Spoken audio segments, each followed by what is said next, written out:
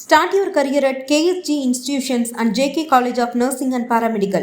15 UG programs, 6 PG programs, 7 research programs, nursing, catering, BSc 4-year nursing course, Bachelor of Physiotherapy 4.5 years course, no donation, no capitation. Join KSG Institutions, Singanallur, Coimbatore. ஜெயம் ரவியும் இந்த இடத்துல என்ன சொல்லியிருந்தாரு அப்படின்னா, இவங்க குழந்தைய பற்றி பேசுகிறாங்க, பட் குழந்தைங்களை எங்கே போனாலும் கூட பவுன்சஸோட தான் குழந்தைங்க போகிறாங்க, குழந்தைங்க பார்க்க கூட விடலை, இன்னொன்று வாழும் போதே ஒழுங்காக வாழ்ந்துருக்கணும், அம்மா பேச்சை கேட்டுட்டு இதெல்லாம் பண்ணிட்டு இப்போ என்ன உனக்கு அப்படிங்கிற மாதிரிலாம் நிறைய பார்க்க முடிஞ்சுது. என்னென்னா ஃபினான்ஷியல் கண்ட்ரோல் ஃபுல்லாக அவங்கக்கிட்ட தான், ப்ளஸ் வந்துட்டு அவங்க ப்ரொடக்ஷனில் தான் நிறைய மூவி நடித்தார், அவங்க தான் எந்த மூவியில் சைன் பண்ணணும்னு சொல்லணும். இந்த மாதிரி 15 வருஷம் 16 வருஷம் வாழ்க்கையை நான் வந்து இழந்துட்டேன். ஒரு கட்டத்துக்கு மேலே எனக்கு பீஸ் முக்கியம்னு தோணுச்சு. நான் என்றைக்கு அந்த வீட்டை விட்டு நைட் சூட்டோட வெளியில் வந்தனும், கையில் ஒரு ரூபா இல்லாமல், பர்ஸ் இல்லாமல், ஒரு கார் எதுவுமே இல்லாமல் வந்தனும், வீட்டை விட்டு வெளியே வரும்போதே என் மனதளவில் நான் முடிவு பண்ணிவிட்டேன், அவங்க என்னோட எக்ஸ் ஒய்ஃப் தான் அப்படிங்கிறத நான் முடிவு பண்ணிட்டேன். கெனிஷா பற்றி போடும்போது she's like good friend, good companion, she's my life line, life support, அந்த மாதிரியெல்லாம் போட்டிருப்பார். அன்றைக்கி நான் வீட்டை விட்டு வெளில வந்தப்போ எதையும் எதிர்பார்க்காமல் என் கூட நின்ன ஒரு குட் சோல் அப்படிங்கிற மாதிரி போட்டிருப்பாரு. அவங்கள தப்பாக யார் எங்கே பேசுகிறதையும் எக்ஸப்ட் பண்ணிக்க முடியாது. காசு கொடுக்குறான், என் சொத்தை கொடுக்குறாங்க, எல்லாத்தையும் என்கிட்ட வாங்கிட்டு அனுப்பிச்சிட்டாங்கன்னு ஒரு பொண்ணுக்கு நடந்ததுன்னா இந்த சொசைட்டி எப்படி பதில் கொடுத்துருக்கோம். ஆனால் இதே ஒரு ஆணுக்கு நடக்கும்போது ஏன் வந்து சப்போர்ட் பண்ண மாட்டேங்கிறாங்கன்னு சில கேள்விகள். சில எப்படி ஆகுனா, ஒரு ஆண் இப்படி பண்ணக்கூடாது, ஒரு ஆண் இப்படிலாம் நடந்துக்க கூடாது அப்படிங்கிற ஒரு ஃபேக்டர் தான் இருக்குது. நிஜமாவே ஆண் பாதிக்கப்பட்டிருந்தா நிஜமாக சொல்கிறேன், எனக்கு வர கேசஸில் அவுட் ஆஃப் 10 6லேருந்து 7 கேஸ் ஆண்கள் தான் பாதிக்கப்பட்டவங்க. சும்மாவே டொமஸ்டிக் வயலன்ஸ் போட்டுருவேன் மிரட்டுறது, பயாஸ்டு ஃபேக்டரே இருக்கக்கூடாது. ஆண்களுக்கும் இது எல்லாமே நடக்கும், ஆண்களும் இதனால் பாதிக்கப்படுவாங்க அப்படிங்கிற ஒரு விஷயத்தை சொசைட்டி திரும்ப மைண்டில் ஃபிக்ஸ் பண்ணிக்கணும். அது ரியாலிட்டியில் நடந்துட்டும் தான் இருக்குது இந்த விஷயம். செப்டம்பர் 9, 2024 அவர் ஃபஸ்ட்டு ஒரு போஸ்ட் போடுறார், இந்த மாதிரி டிவோர்ஸை வந்து இனிஷியேட் பண்ண போகிறேன் அப்படின்னு. அவரோட பர்த்டே அன்றைக்கே அவர் அதை ஃபைல் பண்ணுறாரு. ஸோ ஆர்த்தி தரப்புலேருந்து அப்போ என்ன சொல்லப்பட்டுச்சுன்னா, இல்லை எனக்கு தெரியாது இந்த ப்ராசஸ் இவர் பண்ணுறாருன்னு எனக்கு தெரியாது அப்படிங்கிற மாதிரியும், ஜெயம் ரவியை சார்ந்த சில நடிகர்களும் அங்கே சொன்னதை நம்மளால் பார்க்க முடிஞ்சுது. அவர் கையில் ஒரு ரூபா கூட இருக்காதுங்க, எல்லாமே அவங்கக்கிட்ட கேட்டு தான் வாங்குற மாதிரி இருக்கும். கம்ப்ளீட்லி ஃபினான்ஷியல் கண்ட்ரோல்லேருந்து எல்லா கண்ட்ரோலுமே அவங்கக்கிட்ட தான் இருந்ததுன்ற மாதிரி நிறைய விஷயங்கள் போயிட்டே இருந்தது. அந்த சேம் டே ஆர்த்தி ஒரு போஸ்ட் போடுறாங்க அவங்களோட இன்ஸ்டா பேஜில், போட்டுட்டு ஒரு 4 பக்கத்துக்கிட்ட அவங்க போடுறாங்க. என்னென்னா, என்னை யாரும் இனிமேல் எக்ஸ் ஒய்ஃபெல்லாம் அட்ரஸ் பண்ணக்கூடாது, ஃபஸ்ட் ஒய்ஃப்னு அட்ரஸ் பண்ணக்கூடாது, அதை நானும் நீதிமன்றமும் முடிவு செய்யணும். இந்த இடத்துல அவங்களோட ஃபுல் கான்டெக்ட் எப்படி இருந்ததுன்னா, மோர் தென் அ ஒய்ஃப், ஒரு அம்மாவாக நான் கேட்குறேன், ஒரு அம்மாவாக நான் நிற்கிறேன், என் குழந்தைங்களுக்காக நான் நிற்கிறேன் அப்படிங்கிற மாதிரி தான் அந்த இடத்துல இருந்தது. ஆக்சுவலி இந்த குழந்தைங்களை வச்சு சிம்பத்தி கிரியேட் பண்ணாங்கன்னு நிறைய விஷயங்கள் அந்த மாதிரி எல்லாம் நிறைய வந்துச்சு.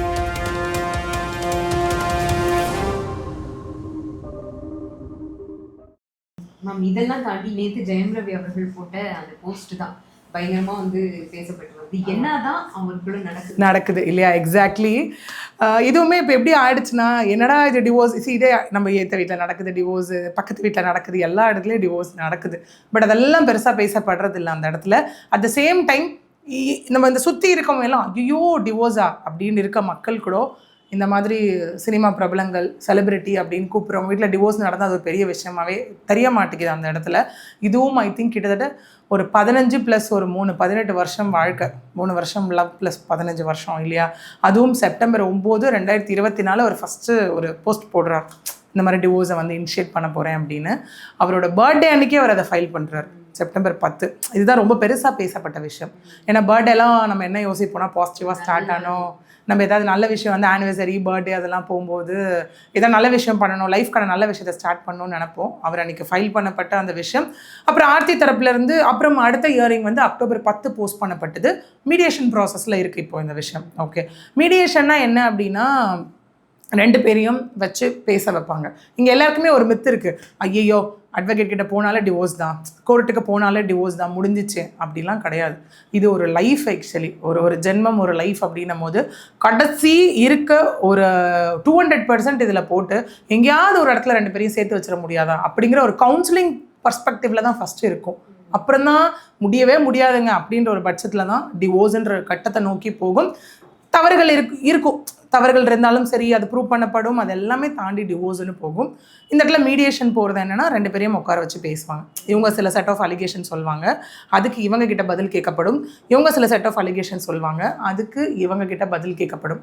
ஸோ இவங்க வந்து ஒரு ரிப்போர்ட் ரெடி பண்ணி ஜட்ஜுக்கு திரும்ப அனுப்புவாங்க.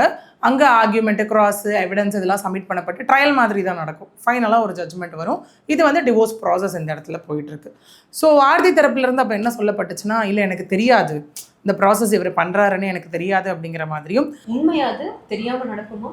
இங்கே வந்து என்னென்னா, நம்ம நோட்டீஸ் அனுப்புவோம், பட் சில கேசஸில் நோட்டீஸ் டேரெக்டாக டிவோர்ஸ் ஃபைலிங்கும் இருக்குது. ஓகே, அது நிஜமாவே அவங்களுக்கு தெரியாமல் கூட இருந்திருக்கலாம் அந்த இடத்துல. ஓகே, ஏன்னா அவருமே ஆல் ஆஃப் அ சடன் என்னால் பொறுக்க முடியல, ஒரு நாள் வீட்டை விட்டு வந்துட்டேன்ற மாதிரி தான் அங்கே சொல்லியிருக்கார் இல்லையா.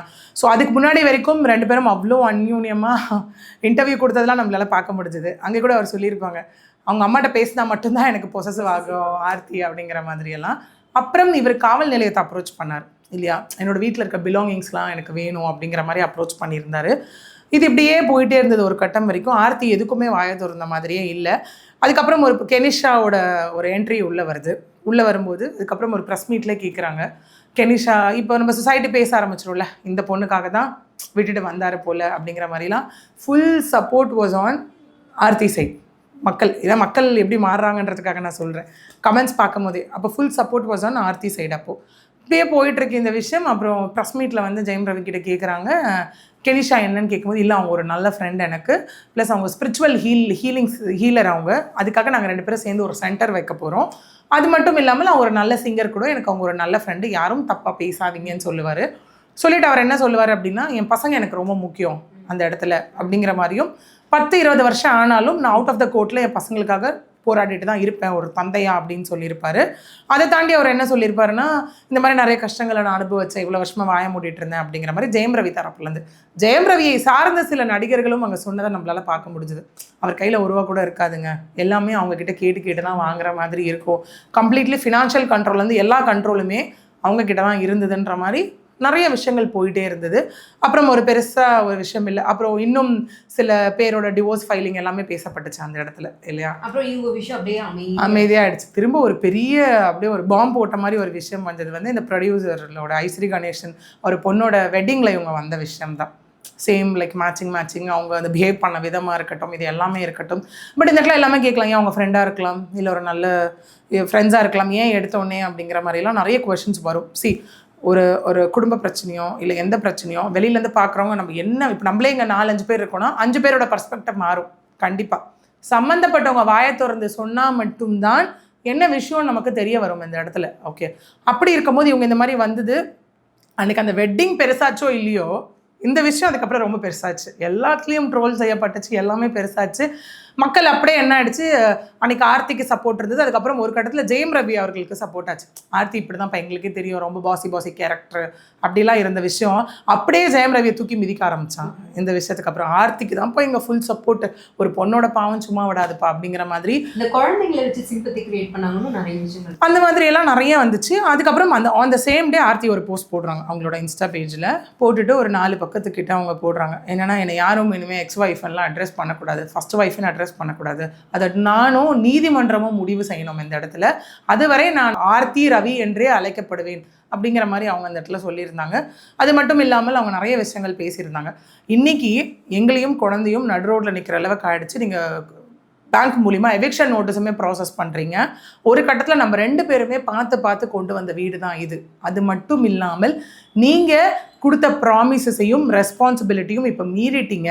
அவங்களோட ஃபுல் கான்டெக்ட் எப்படி இருந்ததுன்னா, மோர் தென் அ வைஃப், ஒரு அம்மாவாக நான் கேட்குறேன், ஒரு அம்மாவாக நான் நிற்கிறேன், என் குழந்தைங்களுக்காக நான் நிற்கிறேன் அப்படிங்கிற மாதிரி தான் அந்த இடத்துல இருந்தது. ஆக்சுவலி இந்த 2 குழந்தைங்களும் ஏதாவது ஃபோன் எடுத்து டெக்ஸ்ட் பார்த்தாலுமே ரொம்ப கஷ்டப்படுறாங்க. ஸோ அந்த குழந்தைங்களுக்கு அப்பா வேணும் அப்படிங்கிற மாதிரிலாம் அவங்க அந்த இடத்துல ஃபுல்லாமே பேசியிருப்பாங்க. இவ்வளோ நாள் நான் மௌனம் காத்தது வந்துட்டு எதுவுமே இல்லாமல் இல்லை, டிப்ரெஷனில் இருந்தேன், அதனால தான் நான் மௌனம் காத்தேன்ற மாதிரி இவங்க வியர் பண்ணிட்டு வந்த சேம் ட்ரெஸ்ஸை கூட அந்த இடத்துல சில்க்குன்ற மாதிரிலாம் மென்ஷன் பண்ணி this is like out of no வெஞ்சன்ஸ்ன்ற மாதிரி கொடுத்துருப்பாங்க. ஆனால் இதை பார்த்துட்டு சில பேர் வந்து நீ போய் ஆட்டம் போடுறது போட்டுரு, ஆனா திருப்பி என்கிட்ட வந்துருன்ற மாதிரி அவங்க சொன்ன மாதிரி இருக்கு அப்படின்னு சில விஷயங்கள் சொன்னாங்க. இன்னொன்று வாழும் போதே ஒழுங்காக வாழ்ந்துருக்கணும், அம்மா பேச்சை கேட்டுட்டு இதெல்லாம் பண்ணிட்டு இப்போ என்ன உனக்கு அப்படிங்கிற மாதிரிலாம் நிறைய பார்க்க முடிஞ்சுது. ஃபைனலாக அவங்க முடிச்ச விஷயம் இதுதான், ஒரு அம்மாவா நான் பேசுகிறேன், என் குழந்தைங்களுக்கு ஒரு அப்பா வேணுன்ற மாதிரி முடிச்சிருந்தாங்க. இதுக்கப்புறம் கெனிஷாவோடது ஒரு பெரிய இதுவாச்சு, அமைதியான இடத்தை தேடிய ஆண்களின் மனது செல்லும் அப்படிங்கிற மாதிரி அவங்க ஒரு விஷயம் போட்டிருந்தாங்க. உடனே நேற்று வந்து அப்டேட் பார்த்தோன்னா ஜெயம் ரவியோடது கிட்டத்தட்ட ஒரு 5 பேஜுக்கு கெனிஷா வித் ரிகார்ட் டு கெனிஷானே தனித்தனியாக போட்டிருந்தார். இவர் என்னென்ன கோத்ரூ பண்ணாருன்ற மாதிரி ஒரு பெண் இது வரைக்கும் ஜாஸ்தி சொன்ன வார்த்தையை அவர் சொல்லியிருக்கார். Physical, mental, emotional abuse, financial abuse எல்லாமே நான் கோத்ரூ பண்ணேன். ஓகே, இது எல்லாருமே சொல்கிற ஒரு விஷயம் தான். என்னென்னா ஃபினான்ஷியல் கண்ட்ரோல் ஃபுல்லாக அவங்கக்கிட்ட தான். ப்ளஸ் வந்துட்டு அவங்க ப்ரொடக்ஷனில் தான் நிறைய மூவி நடித்தார். அவங்க தான் எந்த மூவியில் சைன் பண்ணணும்னு சொல்லணும். இந்த மாதிரி 15 வருஷம் 16 வருஷம் வாழ்க்கையை நான் வந்து இழந்துட்டேன். ஒரு கட்டத்துக்கு மேலே எனக்கு பீஸ் முக்கியம்னு தோணுச்சு. ஏன்னா இது எல்லாமே எப்படின்னா, ஒன்ஸ் அந்த லவ், நம்மளே நிறைய மேட்ரிமோனியல் டிஸ்பியூட்ஸில் பார்க்குறோம். ஒன்ஸ் அந்த லவ், அந்த மியூச்சுவல் ரெஸ்பெக்ட், ட்ரஸ்ட்டு, லாயல்ட்டி எல்லாம் இருக்க வரைக்கும் ரொம்ப வாவ் ஃபேக்டராக இருக்குது. என்ன பண்ணாலும் என் ஒய்ஃப்பா, என் ஹஸ்பண்டுப்பா அப்படின்னு இருக்கு. ஒரு எமோஷனல் ட்ரைனேஜ் வந்துருச்சுன்னு வச்சுக்கோங்களேன், அந்த இடத்துல கம்ப்ளீட்டாக கட் பண்ண தோணுது. அந்த இடத்துல இவ்வளோ நாள் அவங்க இருந்த விஷயம்லாம் எப்படி ஆகுதுன்னா, இதெல்லாம் இவ்வளோ வருஷம் நான் ஏன் அவங்க கூட சகிச்சுட்டு வாழ்ந்தேன் அப்படிங்கிற மாதிரி ஒரு டர்ன் எடுத்துருது. அதுவே தான் இங்கே நடந்ததை நம்மளால பார்க்க முடியுது. ஜெயம் ரவியும் அப்புறம் அவர் பாருங்க, ரவி மோகன்னு சொன்னாலும் ஜெயம் ரவின்னு தான் வருது. அப்புறம் அவருமே அந்த இடத்துல என்ன சொல்லியிருந்தாரு அப்படின்னா, இவங்க குழந்தைய பற்றி பேசுகிறாங்க, பட் குழந்தைங்களை எங்கே போனாலும் கூட பவுன்சஸோட தான் குழந்தைங்க போகிறாங்க, குழந்தைங்க பார்க்க கூட விடலை. ப்ளஸ் குழந்தைங்களுக்கு ஒரு கார் ஆக்சிடென்ட் ஆனதே எனக்கு தெரியாது, ரிலேட்டிவ்ஸ் சொன்னதை வச்சு தான் எனக்கு தெரியும் அப்படிங்கிற மாதிரியெல்லாம் அவங்க சொல்லிவிட்டு, நான் என்றைக்கு அந்த வீட்டை விட்டு நைட் சூட்டோட வெளியில் வந்தனும், கையில் ஒரு ரூபா இல்லாமல், பர்ஸ் இல்லாமல், ஒரு கார் எதுவுமே இல்லாமல் வந்தனும். ஏன்னா அதுக்கப்புறம் கூட சொல்லப்பட்டுச்சு, ஜெயம் ரவி ரொம்ப நார்மல் கார் யூஸ் பண்ணுறாரு, கோர்ட்டுக்கு எல்லாம் அப்படி வந்தார் அப்படிங்கிற மாதிரியெல்லாம். நான் என்றைக்கு அந்த நைட் சூட்டோட வெளியே வந்தனோ, அந்த வீட்டை விட்டு வெளியே வரும்போதே என் மனதளவில் நான் முடிவு பண்ணிவிட்டேன், அவங்க என்னோட எக்ஸ் ஒய்ஃப் தான் அப்படிங்கிறத நான் முடிவு பண்ணிட்டேன். நோட்டுன்னு போட்டு கீழே போட்டிருப்பார் ஆக்சுவலி அவர் அந்த இடத்துல, இல்லையா? ஸோ இந்த மாதிரியே சொல்லிட்டு இருந்துட்டு கடைசியில் ஃபைனலாக வந்துட்டு இவங்களுக்கு போட்டிருப்பார். கெனிஷா பற்றி போடும்போது, she's like good friend, good companion, she's my life line, life support, அந்த மாதிரியெல்லாம் போட்டிருப்பார். லைட் ஆஃப் மை லைஃப் அந்த மாதிரிலாம் போட்டுட்டு, அன்றைக்கி நான் வீட்டை விட்டு வெளில வந்தப்போ எதையும் எதிர்பார்க்காமல் என் கூட நின்ன ஒரு குட் சோல் அப்படிங்கிற மாதிரி போட்டிருப்பாரு. ஒரு அதாவது ஸ்பிரிச்சுவல் ஹீலர்ன்ற மாதிரி எல்லாமே கொடுத்துட்டு, அவங்கள தப்பாக யார் எங்கே பேசுகிறதையும் எக்ஸப்ட் பண்ணிக்க முடியாது, அவங்களுக்கு ஒரு பெரிய ரெஸ்பெக்ட்டு அப்படிங்கிற மாதிரியெல்லாம், ஒரு நல்ல சிங்கரு அப்படிங்கிற மாதிரிலாம் அவங்க கெனிஷா பற்றி நிறைய விஷயங்கள் போட்டிருப்பார். போட்டுட்டு ஃபைனலாகவும் அவர் அதான் சொல்லியிருப்பார், கோர்ட்டில் வந்துட்டு விஷயங்கள் போயிட்டுருக்கு, கோர்ட்டில் டிசைட் பண்ணப்படும் அப்படிங்கிற மாதிரியெல்லாம் அவர் நிறைய விஷயங்கள் அங்கே சொல்லியிருப்பார். ஓகே, இது எல்லாம் அப்படியே போயிட்டு இருந்தாலும் லீகல் ஆஸ்பெக்டில் வந்துட்டு நம்ம 2 கான்செப்டை சொல்லுவோம் இந்த இடத்துல. மேரேஜ் ஆனதுக்கப்புறம் அடல்ட்ரி, பைகாமின்னு 2 சொல்லுவோம். இந்த காலத்தில் அது நிறைய நடக்கிறதையும் நம்மளால் பார்க்க முடியுது. ஒரு மேரேஜ் லைஃப்பில் இருந்துட்டு, நான் இது with respect to Jayam Ravi case நான் சொல்லலை, காமனாக நம்ம இது பண்ணலாம். போகும்போது அந்த மேரேஜ் லைஃபே போயிட்டு இருக்கும் போது வேற யார் கூடியாவது எக்ஸ்ட்ரா மேரிட்டல் அஃபேரில் இருந்தாங்கன்னா அது பேர் அடல்ட்ரின்னு சொல்லுவோம். அடல்ட்ரி இதுக்கான அது திரும்ப டிவோர்ஸ் தான். டிவோர்ஸ்ல டொமஸ்டிக் வயலன்ஸ் ஃபைல் பண்ணுவாங்க அந்த இடத்துல. எனக்கு சின்ன ஒரு டவுட் இருக்கு. இப்போ வந்து அவர் டிவோர்ஸ் ஃபைல் பண்ணிட்டு தான் சொல்றாங்க, இந்த ப்ராசஸ் போயிட்டு இருக்கு. நீங்க சொல்ற மாதிரி அடல்ட்ரி போகாம இவங்க வந்து வெளிப்படையா சில விஷயங்கள் பண்றாங்க, வெளியே வராங்க, கப்பிள் மாதிரி வராங்க, அதை வச்சு இவங்க ஒய்ஃப் வந்து கேஸ் ஃபைல் பண்ணுவாங்களா, இல்லை ஜெயம் ரவி அதை வச்சு கேஸ் ஃபைல் பண்ணுவாங்க? கண்டிப்பாக ஆல்ரெடி டிவோர்ஸ் போயிட்டு இருக்கு. இவங்க டிவோர்ஸில் ஒரு பாயிண்டாக வேணால் ஸ்டேட் பண்ணலாம், இந்த பொண்ணுக்காக தான் என்னை விட்டு போனார் அப்படிங்கிற மாதிரி அவங்க நினச்சா அந்த இடத்துல அதில் ஸ்டேட் பண்ணலாம். பட் இது வந்து நான் சொல்கிறது எக்ஸ்ட்ரா மேரிட்டல் அஃபேர், திருமணத்தை மீறிய ஒரு உறவுன்னும் போது even sexual contact will also come in to the picture. Okay, but இவங்க ஃப்ரெண்ட்ஸாக கூட இருக்கலாம். ஓகே, ஏன்னா ஜென்ரல் கான்டாக்ட்ஸில் முன்னாடிலாம் அடல்ட்ரி கிரிமினல் ஆக்ஷனுக்கும் ஒரு கிரவுண்டாக இருந்தது. ஆனால் இப்போ அவங்க திருமணம் பண்ணால் மட்டும்தான் குற்றம். எக்ஸாக்ட்லி, அது மட்டும் தான் குற்றம். ஆமாம், ஏன்னா ஒரு கட்டத்துக்கு அப்புறம் என்ன ஆயிடுச்சுன்னா, அடல்ட்ரி வந்து கிரிமினல் ஆக்ஷனுக்கு கிரவுண்ட் கிடையாது, பட் ஆனால் டிவோர்ஸ்க்கு கிரவுண்டுன்னு இருந்தது. பைகாமி தான் பெரிய கிரைம். ஒரு திருமண உறவில் இருக்கும் போது அதை ப்ராப்பராக முறிக்காமல், ப்ராப்பராக டிவோர்ஸ் வாங்காமல் இன்னொரு கல்யாணம் பண்ணக்கூடாது. அதுதான் பைகாமி இந்த இடத்துல. இது இப்போ எப்படி ஒரு கட்டத்தில் எப்படி இருந்ததுன்னா, ஒரு காமன் பப்ளிக் பொறுத்த வரைக்குமே நான் சொல்கிறேன், ஒரு கட்டத்தில் லைஃப் நல்லா போகும். ஓகே, ஏதோ ஒரு கட்டத்தில் டிவோர்ஸ் ஆகிடும், தனியாகவே லைஃப்பை லீட் பண்ணுவாங்க. அதுக்கப்புறம் தான் குழந்தைங்களோட நலன் கருதி, இல்லை சின்ன வயசில் அந்த மாதிரி ஆனதை கருதி, ஒரு பேரண்ட்ஸோட வலுக்கட்டாயத்தின் பேரில், இல்லை அவங்களுக்கு யாரையாவது பிடிச்சி போச்சு நம்பிக்கை வந்துன்னா ஒரு டிவோர்ஸ், இன்னொரு கல்யாணம் பண்ணிப்பாங்க. பட் இன்றைக்கி எப்படி ஆயிடுச்சுன்னா, மோசமான நிலைமை, வெளியே ஒரு லைஃப்பை ரெடி பண்ணி வச்சுட்டு இதை டிவோர்ஸ் வாங்க வராங்க. இன்னும் கொடுமை என்ன நடக்குது அப்படின்னா, ஒரு நம்மக்கிட்டே கிளைண்ட்ஸ்லாம் வரும்போது சில பேர் வந்து ரெண்டு பையன் பொண்ணாக வருவாங்க. நம்ம நினைப்போம் ஹஸ்பண்ட் ஒய்ஃபாக வராங்க போல், சரி எப்படியாவது பேசிடலாம், பேசி புரிய வச்சிடலாம், டிவோர்ஸ்லாம் இல்லைங்க. ஏன்னா எல்லாம் நினச்சிக்கிறாங்க டிவோர்ஸ் இஸ் அண்ட் எண்டுன்னு. It is a beginning actually. அடுத்தடுத்த கட்டம் பிரச்சனைகளுக்கான ஒரு ஆரம்பம் தான் அது. அந்த இடத்துல நம்ம பேசி ஏதாவது அவங்கள பண்ணி சேர்த்து வச்சிடலாம் அப்படிலாம் யோசிப்போம். நம்ம வந்து உட்காரும் போது நாங்கள் ஹஸ்பண்ட் ஒய்ஃப் இல்லைங்க, ஃப்ரெண்ட்ஸ் அப்படின்னு டீசெண்டாக சொல்லுவாங்க ஃபஸ்ட்டு. என்னென்னு பார்த்தா இவருக்கு இவங்க ஒய்ஃப் கிட்டேருந்து டிவோர்ஸ் வாங்கணும், இவங்களுக்கு அவங்க ஹஸ்பண்ட் கிட்டேருந்து டிவோர்ஸ் வாங்கணும். வாங்கிட்டு இவங்க 2 பேரும் கல்யாணம் பண்ணிக்கிற ஐடியாவில் இருப்பாங்க. ரெண்டு குடும்பம் வருது. அதே தான். எப்படி ஆயிடுச்சுன்னா இப்போது வெளியே வேற ஒரு லைஃப்பில் அட்ராக்ட் ஆகி இருக்க லைஃப்பை விட்டு போகிற அளவுக்கு ஆயிடுச்சு. அது அரேஞ்ச் மேரேஜ்னா ஏதாவது சாக்கு தூக்கி போடலான்னு வச்சுக்கோங்க, பிடிக்காம கல்யாணம் பண்ணி வச்சுட்டாங்க. இது எப்போ சொல்லுவாங்க தெரியுமா? கல்யாணம் 2-3 குழந்தைங்க பெற்றதுக்கப்புறம். கடமையேன்னு வீட்டில் கேட்டாங்க, குழந்தை பெற்றுக்கிட்டேன், எனக்கு செட் ஆகலைங்க அவ கூட அப்படின்னுவாங்க. ஒரு கட்டத்துக்கு அப்புறம் என்ன ஆயிடுச்சுன்னா இந்த லவ் மேரேஜ் கொடுமையாக இருக்கும். 15 வருஷம் லவ், 8 வருஷம் லவ், 10 வருஷம் லவ்லாம் வரும்போது என்ன வாழ்க்கை வாழ்ந்தீங்க நீங்கள் அப்படிங்கிற மாதிரி இருக்கும். இன்றைக்கி ஈக்குவல் டு தட் ஆஃப் மற்ற க்ரைம்ஸ் எந்த அளவுக்கு இருக்கோ அதுக்கு ஈக்குவலாக மேட்ரிமோனியல் டிஸ்பியூட் வந்து வேறு டேர்ன் எடுத்துகிட்டு இருக்கிறத பார்க்கும்போதே ரொம்ப பயமாக இருக்குது. இன்னும் 5 வருஷம் கழிச்சுலாம் நீங்கள் போய் மேரேஜ்லாம் கேட்டிங்கன்னு வச்சுக்கோங்க, மேரேஜ் அப்படின்னா என்ன அப்படிங்கிற கேள்வி வந்தாலும் ஆச்சரியப்படுறதுக்கு கிடையாதுங்க. மேம் இதை தாண்டி பப்ளிக்லேருந்து சில கேள்விகள் வந்து என்னென்னா, இப்போ இதே ஒரு பொண்ணுக்கு நடந்துருக்குதுன்னு வச்சுக்கோங்களேன், அந்த பொண்ணு ரொம்ப கொடுமையை அனுபவிச்சிருக்கா, என் காசை பிடுங்குறான், என் சொத்தை பிடுங்குறாங்க, எல்லாத்தையும் என்கிட்டேருந்து வாங்கிட்டு அனுப்பிச்சிட்டாங்கன்னு ஒரு பொண்ணுக்கு நடந்ததுன்னா இந்த சொசைட்டி எப்படி பதில் கொடுத்துருக்கோம்? ஆனால் இதே ஒரு ஆணுக்கு நடக்கும்போது ஏன் வந்து சப்போர்ட் பண்ண மாட்டேங்கிறாங்கன்னு சில கேள்விகள் இருக்குது. அதை எப்படி பார்க்குறீங்க? சரி, இது 2 விதமாக இருக்குது. இப்போ 2 விதமாக எடுத்துக்கலாம். இதே ஒரு பொண்ணுக்கு இப்படி நடந்து நாளைக்கு ஒரு பொண்ணு இந்த மாதிரி டிவோர்ஸ் ப்ராசஸில் போயிட்டு இருக்கும்போது நாளைக்கு யாராவது ஒரு ஆணோட இந்த மாதிரி பிளேஸ்க்கு வந்து விட்டு வைப்பாங்களா அந்த சொசைட்டி? கண்டிப்பாக விட்டு வைக்க. அது கொடுக்குற பேரே வேற அந்த இடத்துல இல்லையா? ஸோ இதே ஒரு ஆணுக்கு அப்படின்னு இருக்கும் போது அந்த ஆணுக்கான சொசைட்டியோட விஷயம் தான். அகெயின் ஸ்டில் எப்படி ஆகுனா ஒரு ஆண் இப்படி பண்ணக்கூடாது, ஒரு ஆண் இப்படிலாம் நடந்துக்கக்கூடாது அப்படிங்கிற ஒரு ஃபேக்டர் தான் இருக்குது. நிஜமாவே ஆண் பாதிக்கப்பட்டிருந்தா நிஜமாக சொல்கிறேன், இன்றைக்கி வர கேசஸில் அவுட் ஆஃப் 10 6லேருந்து 7 கேஸ் ஆண்கள் தான் பாதிக்கப்பட்டவங்களா. இப்போ அப்படி மாறிடுச்சு. சும்மாவே டொமஸ்டிக் வயலன்ஸ் போட்டுருவேன் மிரட்டுறது பெண்கள், சும்மாவே இது பண்ணுறது அந்த மாதிரி. இதனால என்ன ஆகுதுன்னா ரியலாக பாதிக்கப்படுற பெண்கள் கூட நம்ம அட்ரஸ் பண்ண முடியாமல் போடுது அந்த இடத்துல. ஓகே, ஸோ அகெயின் சொசைட்டிக்கு அதுதான். ஒரு ஆணும் அந்த இடத்துல இந்த மாதிரி பாதிக்கப்படுறாங்க அப்படின்னா society should see equally. Biased ஃபேக்டரே இருக்கக்கூடாது. ஆண்களுக்கும் இது எல்லாமே நடக்கும், ஆண்களும் இதனால் பாதிக்கப்படுவாங்க அப்படிங்கிற ஒரு விஷயத்தை சொசைட்டி திரும்ப மைண்டில் ஃபிக்ஸ் பண்ணிக்கணும். அது ரியாலிட்டியில் நடந்துட்டும் தான் இருக்குது இந்த விஷயம்.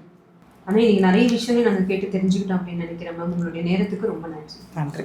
Start your career at KSG Institutions and JK College of Nursing and Paramedical. 15 UG programs, 6 PG programs, 7 research programs, nursing, catering, BSc 4-year nursing course, Bachelor of Physiotherapy 4.5 years course, no donation, no capitation. Join KSG Institutions, Singanallur, Coimbatore.